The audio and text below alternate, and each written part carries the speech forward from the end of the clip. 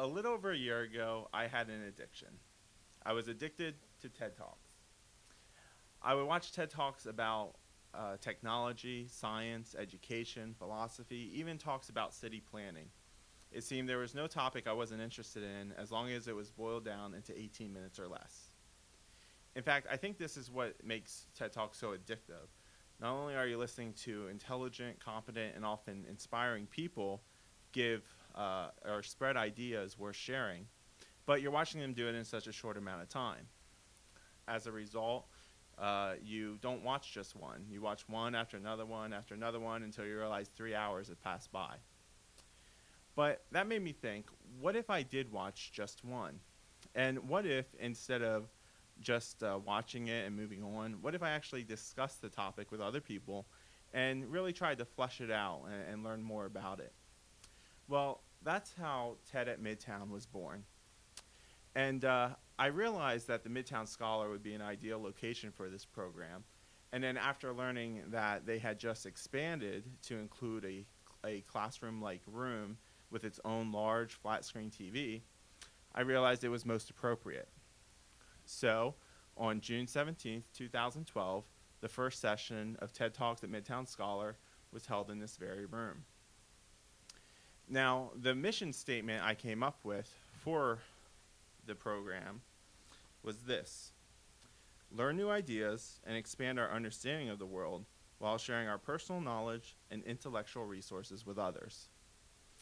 Now, it was kind of funny because about a week after the first session of the program, I was reading the autobiography of one of my favorite founding fathers, Benjamin Franklin.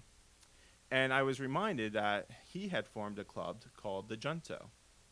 Now, the Junto had a goal very similar to TED at Midtown. It was basically for improvement and edification on important matters.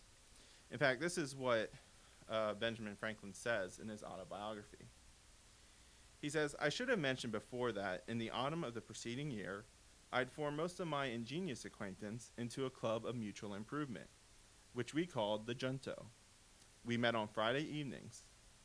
The rules that I drew up required that every member in his turn should produce one or more queries on any point of morals, politics, or natural philosophy to be discussed by the company, and once in 3 months, produce and read an essay of his own writing on any subject he pleased.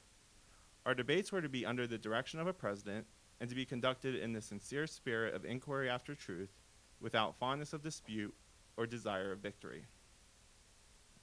So in reading this, I thought, wow, Benjamin Franklin stole my idea. Don't you hate it when you're reading some old book just to find some dead author has stolen your idea? But seriously, reading this reminded me that these kinds of discussions are so important to a democracy. They're so important to a free and educated people. It's no wonder that since we Midtown Tedsters find these discussions so important, we have embraced this slogan: a conversation worth having. Now, that slogan did not originate with me. It was actually crafted by then Midtown Scholar event coordinator Liz Larrabee. And I'm forever grateful to Miss Larrabee for this slogan, not just because it's badass, but also because it really gives me an ideal to live up to. Just as TED speakers are chosen because they have an idea worth spreading, I had to choose talks and curate the program in a way that it would be worthwhile for people to come and to discuss these topics. So, has TED at Midtown lived up to that promise? When people attend, do they engage in a conversation worth having? Well, notice what some people have said about the program. Let's start with that first point, important issues. When a presenter for TED at Midtown chooses a talk to present, they choose it based on their personal interests, but also on how that topic relates to the public at large.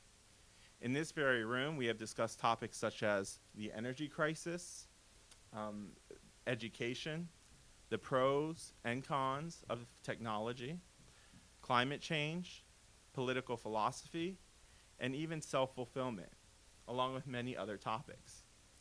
It is the serious and controversial nature of these topics that make these discussions so engaging. what makes them insightful and informative is that the group has a dedication to exposing knowledge and facts as accurately as possible. Even during discussion, we try to separate facts from opinion, and we'll often call each other out when we're making unfounded assumptions or committing logical fallacies. Now, this doesn't mean we don't respect opinions. In fact, a different perspective on an idea or a topic, that's how we expand our understanding of the world. Differing opinions can give us insights into how people think and how they process information. And it can also help us judge our own ideas about the world. In the end, you might still think the other person is wrong, but you understand better why you think they're wrong, and you might even understand a little why they think they're right.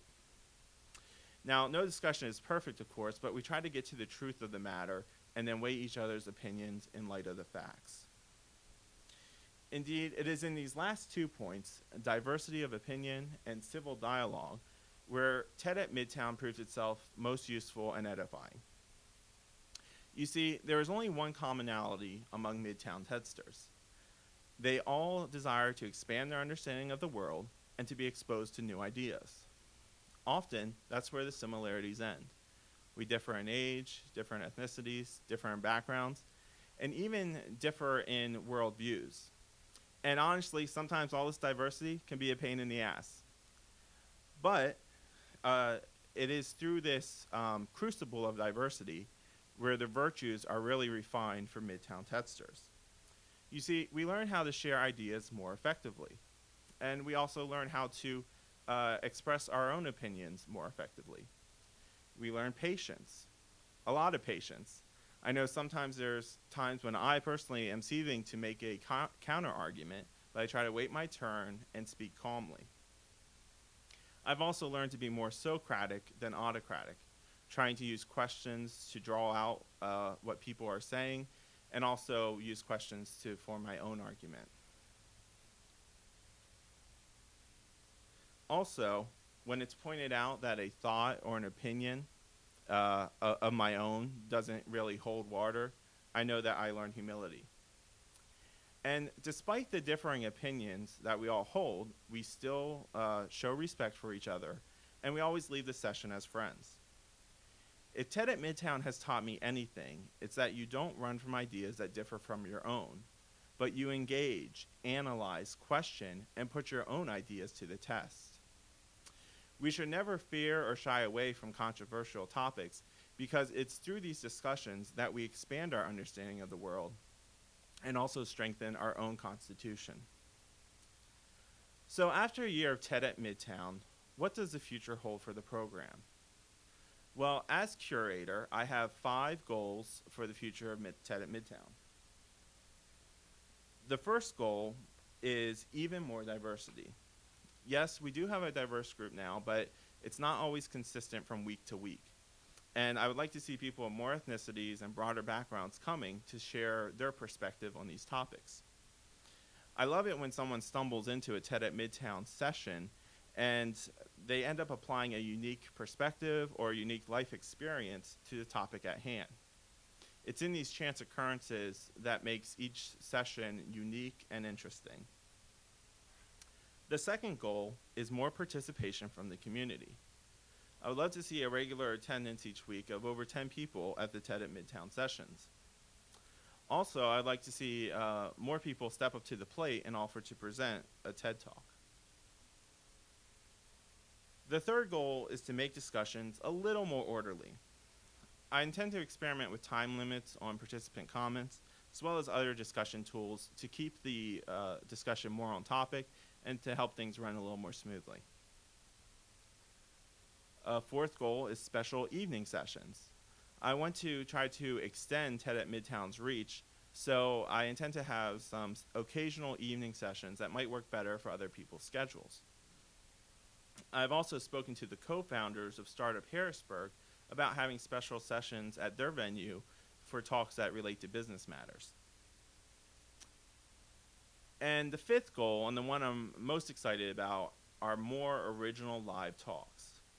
I would like to have at least one talk a month be an original talk given live before the Midtown TEDsters. And of course, TED at Midtown is not a TEDx event, so we can't call these talks TED Talks. Therefore, I'd like to introduce you to Midtown Talks. A Midtown talk will be given live, but it will be recorded and uploaded onto the TED at Midtown website, so anybody can watch it under the Midtown Talks tab. I can see TED at Midtown becoming a forum for leaders in the area to come and talk about and discuss issues important to them, or for local specialists to come and share their knowledge with the community. Also, if someone has done good in the city, they could come and tell us what they did, how they did it, why they did it, and what resulted. And then afterwards, we could have a discussion of how they could do it even better.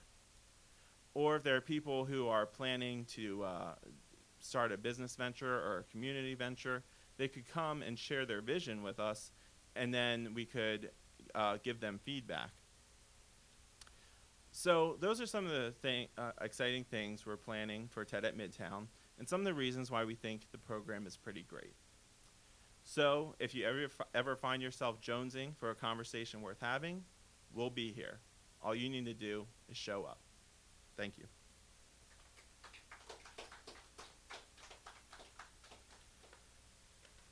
So I'd also like to take this time to say some thank yous for everyone who's made TED at Midtown possible. I want to thank the Midtown Scholar owners and staff. I want to thank Chad Fry for his efforts in putting this room together. I want to thank Walter Gallant for providing the video equipment to record this talk. I want to thank John Destello for being a frequent presenter here, TED at Midtown. And I want to thank Liz Larrabee for her help in getting this program started when she was event coordinator, and also for giving us such a great slogan.